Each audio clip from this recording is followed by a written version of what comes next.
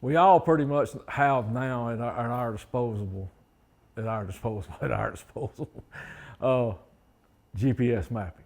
And no matter what lake you're fishing, I highly suggest, whether it's a Humminbird Helix 5, a little old bitty unit, or it's the biggest, baddest Solix 15-inch that there is, invest in a good map card for the lake that you fish.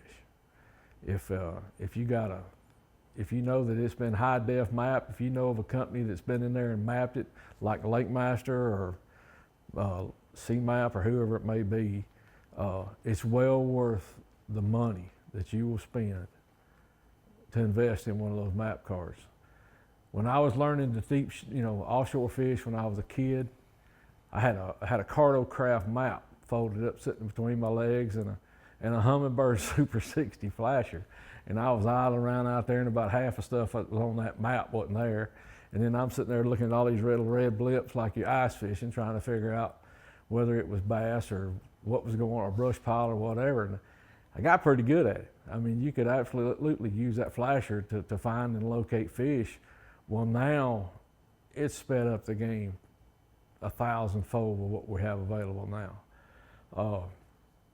By using the shading ability of your units, you'll be able to go out, and if you think it's a fisher and if you want to key on 15 foot of water, you can go into your settings of your unit and highlight those. Most of these map cards now, like Lake Master, and you can go in there and highlight the 15-foot zone, and it just speeds it up and makes it so much easier for what you're going to be able to do.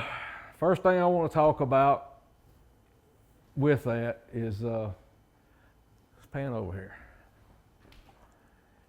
I get tickled out of all the tournaments and stuff that I travel around the country and fish. I watch guys that don't do it for a living, and I watch the way that I know that they have these mapping cards, and I know that they're looking at them and that they see all this shaded stuff, and they understand that it's points underwater or whatever.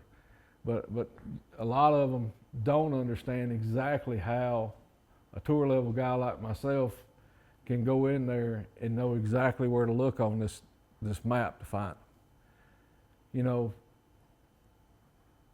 These fish relate to channel swings, they relate to shear drops, and by looking, the biggest thing I want you to key on is I want you to key on where these topo lines are real tight, or where there's irregular turns in that thing.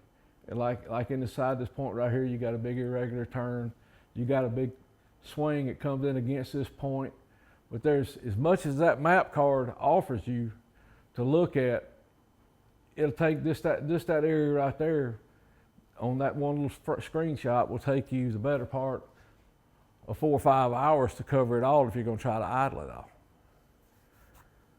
So take those map cards and pay attention to those topo lines when you begin your search. The biggest thing I suggest when folks come up to me, I get asked all the time, all right, I'm gonna start fishing deep. I'm gonna start fishing deep. Where do I start?